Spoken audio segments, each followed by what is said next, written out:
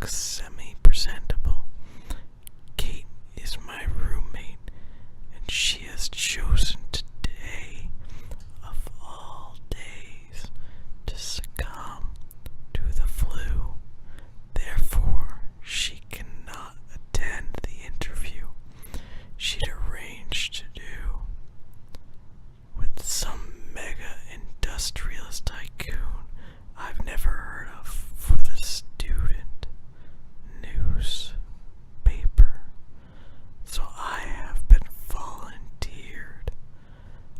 I have final exams to cram for, one essay to finish, and I'm supposed to be working this afternoon. But no, today I have to drive 165 miles to downtown Seattle in order to meet the enigmatic CEO of Gray Enterprise Holdings, Inc. As an exceptional entrepreneur and major benefactor of our university, his time is extraordinarily precious, much more precious than mine, but he has granted Kate an interview, a real coup, she tells me. Damn her extracurricular activities. Kate is huddled on the couch in the living room. Anna, I'm sorry. It took me 9 months to get this interview. It'll take me another 6 to reschedule, and we'll both have graduated by then. As the editor, I can't blow this off. Please, Kate begs me in a rasping sore throat. How does she do it? Even ill, she looks gemeine and gorgeous. Strawberry blonde hair and lace and green eyes bright, although now red rimmed and runny. I ignore my pang of unwelcome sympathy. Of course I'll go, Kate. You should get back to bed. Would you like some NyQuil or Tylenol? NyQuil, please. Here are the questions in my mini disc disorder. Just press record, make notes, and I'll transcribe it. I know nothing about him, I murmur, trying and failing to suppress my rising panic. The questions will see you through. Go. It's a long drive. I don't want you to be late. Okay, I'm going. Get back to bed. I made you some soup to eat up later. I stare at her fondly. Only for you, Kate, would I do this. I will. Good luck, and thanks, Anna. As usual, you're my lifesaver. Gathering my satchel, I smile weirdly at her, then head out of the door to the car. I cannot believe I have let Kate talk me into this. But then Kate can talk anyone into anything. She'll make an exceptional journalist. She's articulate, strong, persuasive, argumentative, beautiful, and she's my dearest, dearest friend. The roads are clear as I set off from Vancouver, Washington, towards Portland, and the I-5. It's early, and I don't have to be in Seattle until 2 this afternoon. Fortunately, Kate lent me her sporty Mercedes CLK. I'm not sure Wanda, my old VW Beetle, would make the journey in time. Oh, the murk is fun drive, and the miles slip away as I floor the pedal to the metal. My destination is the headquarters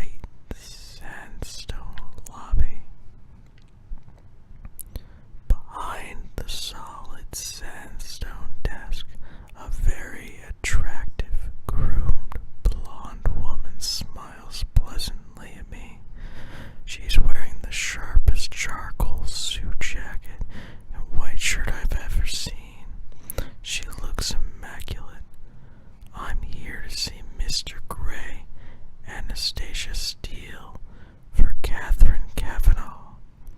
Excuse me one moment, Miss Steele. She aches her eyebrows slightly as I stand self-consciously before her. I'm beginning to wish I had borrowed one of Kate's former blazers rather than wear my navy blue jacket. I have made an effort and worn my one and only skirt, my sensible brown knee-length boots and bloom sweater. For me, this is smart. I tuck one of the escaped tendrils of my hair behind my ear as I pretend she doesn't intimidate me. Miss Kavanaugh is expected. Please sign in here, Miss Steele. You'll want the last elevator on the right. Press for the 20th floor. She smiles kindly at me, amused no doubt, as I sign in. She hands me a security pass that has visitor very firmly stamped on the front. I can't help my smirk. Surely it's obvious that I'm just visiting. I don't fit in here at all. Nothing changes. I inwardly sigh. Thanking her, I walk over to the bank of elevators past the two security men who are both far more smartly dressed than I am in their well-cut black suits. The elevator whisks me with terminal velocity to the 20th floor. The doors slide open, and I'm in another large lobby. Again, all glass, steel, and white sandstone. I'm confronted by another desk of sandstone and another young blonde woman dressed impeccably in black and white who rises to greet me. Miss Steele, could you wait here, please? She points to a seated area of white leather chairs. Behind the leather chairs is a spacious glass-walled meeting room with an equally spacious dark wooden table and at least 20 matching chairs around it. Beyond that, there is a floor-to-ceiling window with a view of Seattle skyline that looks out through the city toward the Sound. It's a stunning vista, and I'm momentarily paralyzed by the view. Wow. I sit down, fish the questions from my satchel, and go through them, inwardly cursing Kate for not providing me with a brief biography. I know nothing about this man I'm about to interview. He could be 90 or he could be 30. The uncertainty is galling, and my nerves resurface, making me fidget. I've never been comfortable with one-on-one interviews, preferring the anatomy of a group discussion where I can sit inconspicuously at the back of the room. To be honest, I prefer my own company, reading a classic British novel curled up in a chair in the campus library, not sitting, twitching nervously in a colossal glass and stone edifice. I roll my eyes at myself. Get a grip, Steele. Judging from the building, which is too clinical and modern, I guess Gray is in his 40s, fit, tanned, and fair-haired to match the rest of the personnel. Another elegant, flawlessly dressed blonde,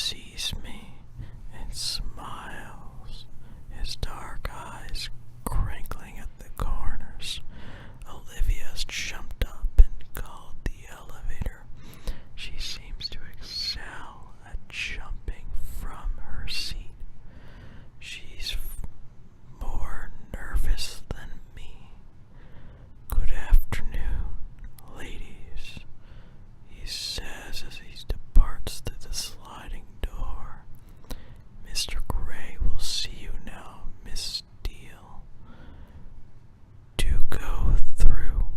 Blonde number 2 says. I stand rather shakily, trying to suppress my nerves. Gathering up my satchel, I abandon my glass of water and make my way to the partially open door. You don't need to knock, just go in. She smiles kindly.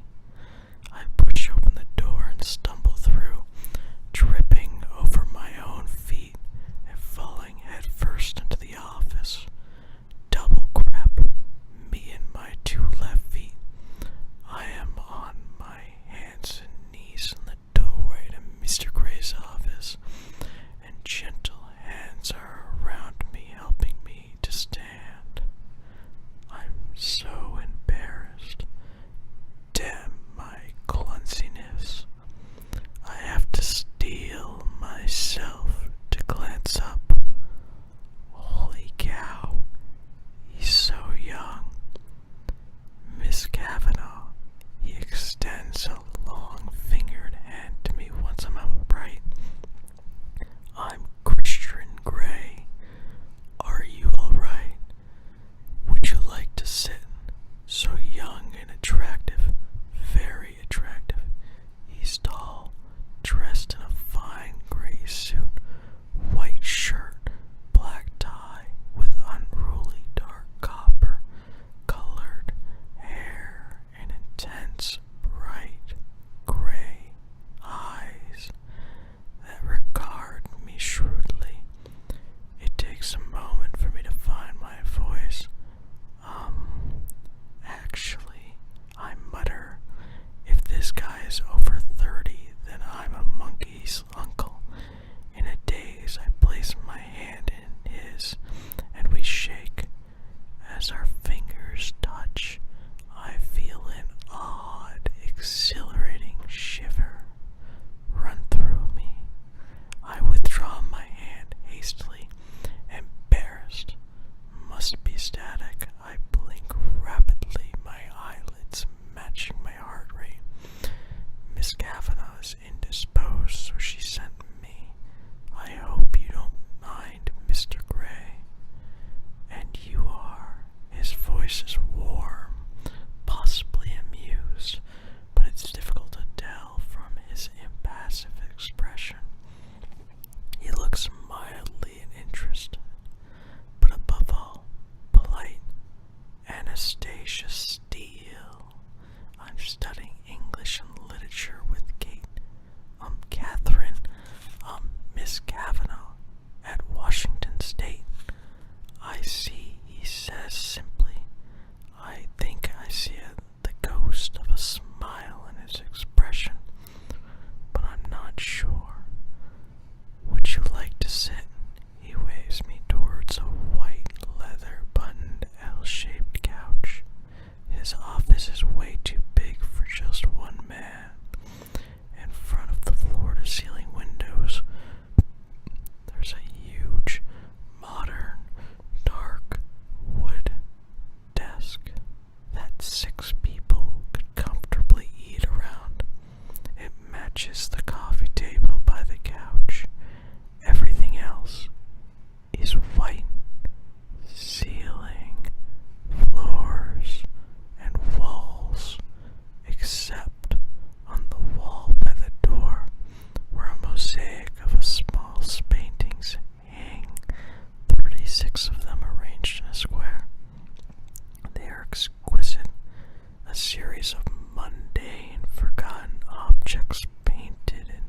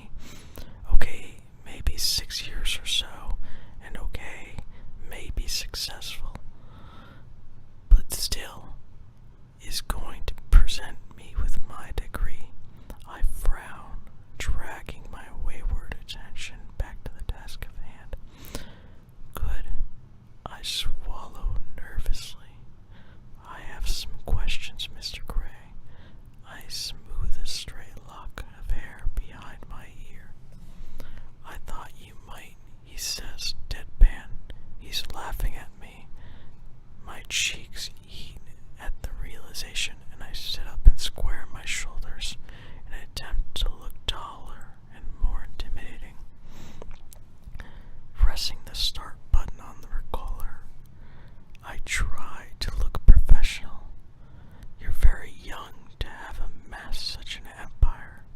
To what do you owe your success? I glance up at him. His smile is rueful, but he looks vaguely disappointed. Business is all about people, Miss Steele, and I'm very good at judging people. I know how they tick, what makes them flourish, what doesn't, what inspires them, and how to incentivize them. I employ an excellent team, and I reward them well. He pauses and fixes me with his gray stare.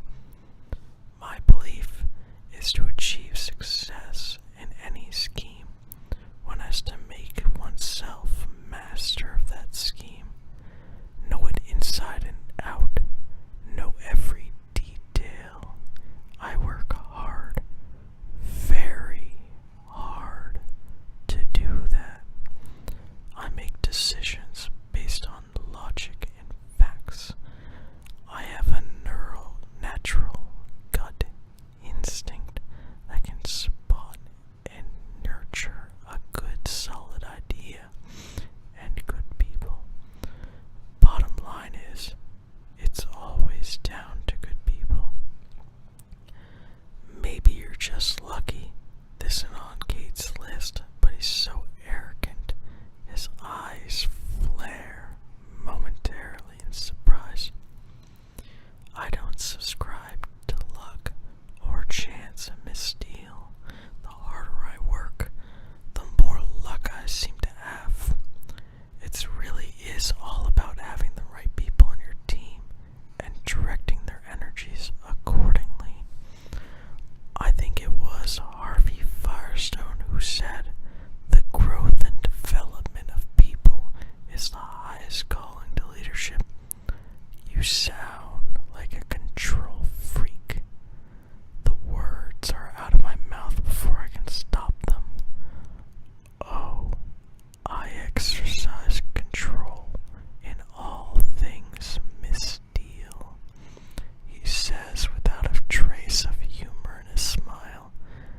I look at him, and he holds my gaze steadily, impassive. My heart quickens and my face flushes again.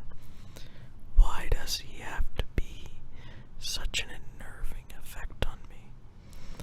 His overwhelming good looks, maybe, the way his eyes blaze at me, the way he strokes his index finger across his lower lip. I wish you'd stop doing that. Besides, immense power is acquired by assuring yourself in your secret reveries that you were born to control things, he continues, his soft voice. Do you feel that you have immense power, control freak? I employ over 40,000 people, Miss Steele. That gives me a certain sense of responsibility. Power, if you will. If I were to decide I was no longer interested in the telecommunications business and sell up, 20,000 people would struggle to make their mortgage payments after a month or so. My mouth drops open. I am staggered by his lack of humility. Don't you have a board to answer to? I ask, disgusted. I own my company. I don't have a board to answer to. He raises an eyebrow at me. I flush.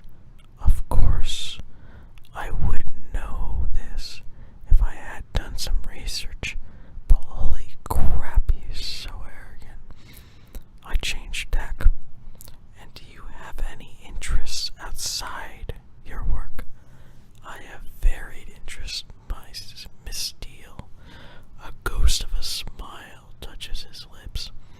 Very varied, and for some reason I'm confounded and heated by his steady gaze, his eyes alight with some wicked thought. But if you work so hard, what do you do to chill out? Chill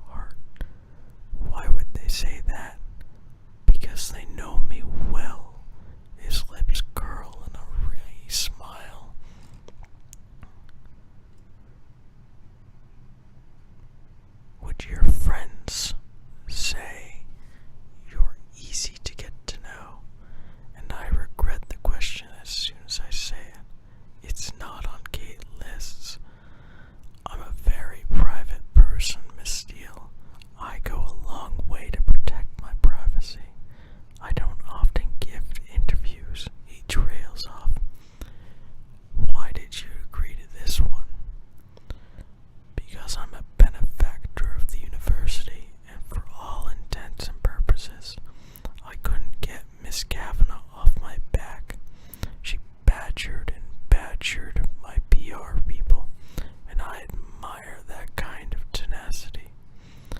I know how tenacious Kate can be. That's why I'm sitting here squirming uncomfortably under his penetrating gaze when I should be studying for my exams. You also invest in farming technologies. Why are you interested in this area? We can't eat money, Miss Steele, and there are too many people on this planet who don't have enough to eat. That sounds very philanthropic. Is it something you feel passionately about? Feeding the world's poor? He shrugs, very non-committal. It's shrewd business, he murmurs. Though I think he's being disingenuous. It doesn't make sense, feeding the world's poor. I can't see the financial benefits of this, only the virtue of the ideal. I glance at the next question, confused by his attitude. Do you have a philosophy? If so, what is it? I don't have a philosophy as such. Maybe a guiding principle. Carnegie's a man who acquires the ability to take full possession of his mind may take full possession of anything else to which he is justly entitled.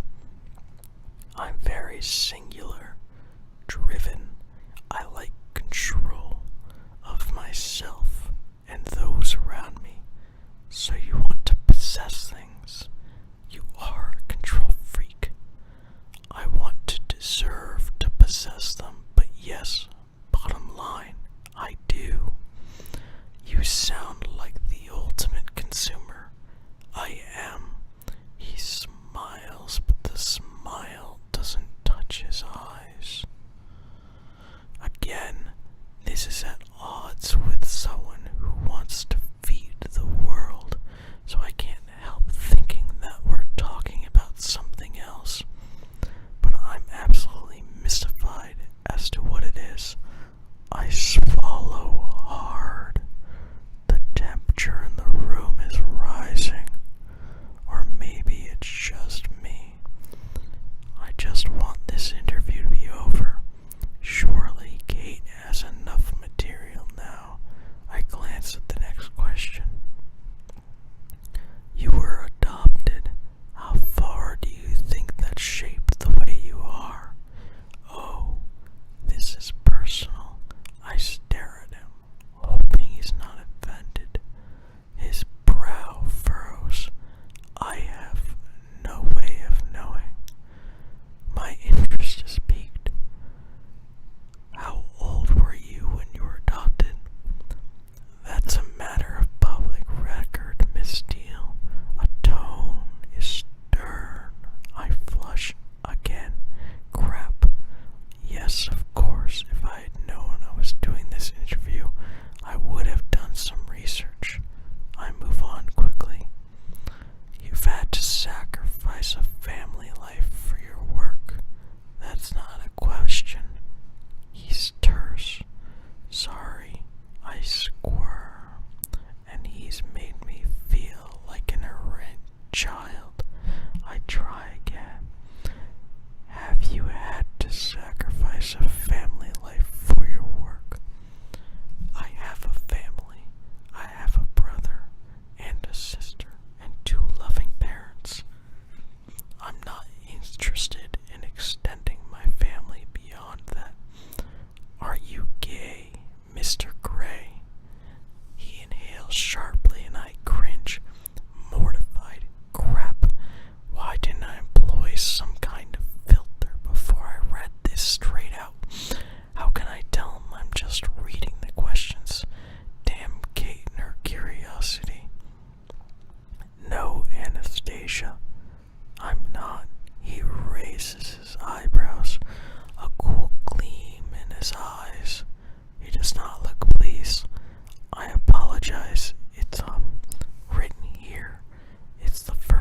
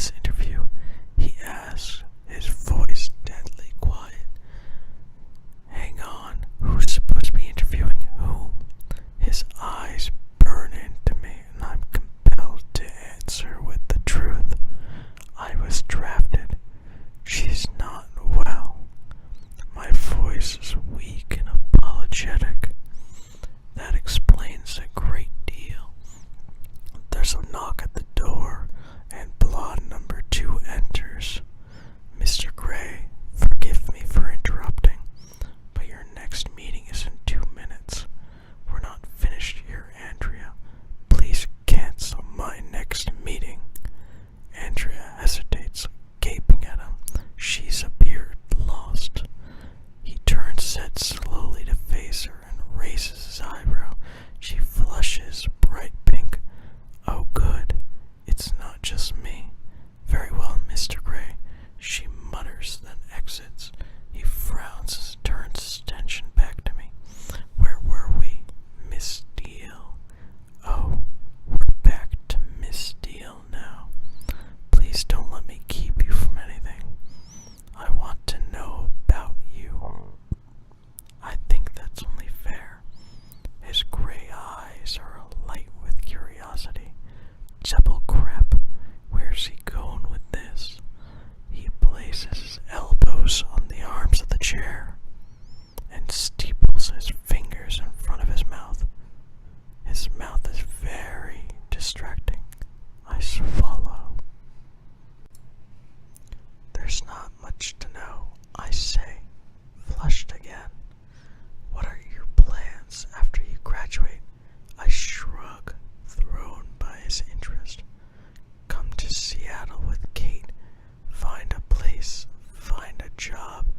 I haven't really thought beyond my finals. I haven't made any plans, Mr. Gray. I just need to get through my final exams, which I should be studying for now rather than sitting in your palatial, swanky, sterile office, feeling uncomfortable under your penetrating gaze. We run an excellent internship program here, he says quietly. I raise my eyebrows in surprise. Is he offering me a job? Oh, I'll bear that in mind, I murmur, completely confounded, though I'm not sure I'd fit in here. Oh no, I'm musing out loud again. Why do you say that? He cocks his head to one side, intrigued, a hint of a smile playing on his lips. Isn't it obvious? Isn't it? I'm uncoordinated, scruffy, and I'm not blonde. Not to me, he murmurs. His gaze is intense, all humor gone, and strange muscles deep in my belly clench suddenly. I tear my eyes away from his scrutiny and stare blindly down at my knotted fingers. What's going on? I have to go. Now, I lean forward to retrieve the recorder. Would you like me to show you around? He asks. I'm sure you're far too busy, Mr. Gray, and I do have a long drive. You're driving back to WSU in Vancouver. He sounds surprised, anxious even. He glances out of the window. It's begun to rain. Well, you'd better drive carefully. His tone is stern, authoritative. Why should he care? Did you get everything you need? He adds. Yes, sir, I reply, packing the recorder into my satchel. His eyes narrow, speculatively. Thank you for the interview, Mr. Gray. The pleasure's been all mine, he says, polite as ever. As I rise, he stands and holds out his hands. Until we meet again, Miss Steele, and sounds like a challenge or a threat. I'm not sure which. I frown. When will we ever meet again? I shake his hand once more, astounded that odd current between us is still there. It must be my nerves. Mr. Gray, I nod at him, moving with lithic, athletic grace to the door. He opens it wide. Just ensuring you make it through the door, Miss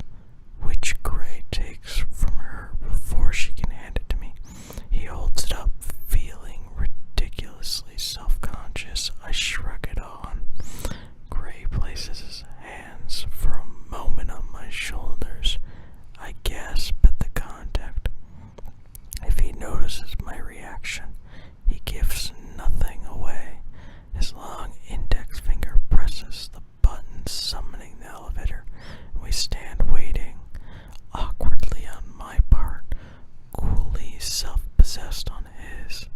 The doors open and I hurry in desperate to escape. I really need to get out of here. When I turn to look at him, he's leaning against the doorway beside the elevator with one hand on the wall. He's really is very, very good looking. It's distracting. His burning gray eyes gaze at me. Anastasia, he says as a farewell. Christian, I reply mercifully. The doors close. That is the end of chapter 1 of 50 Shades of Grey. Hope you enjoyed it.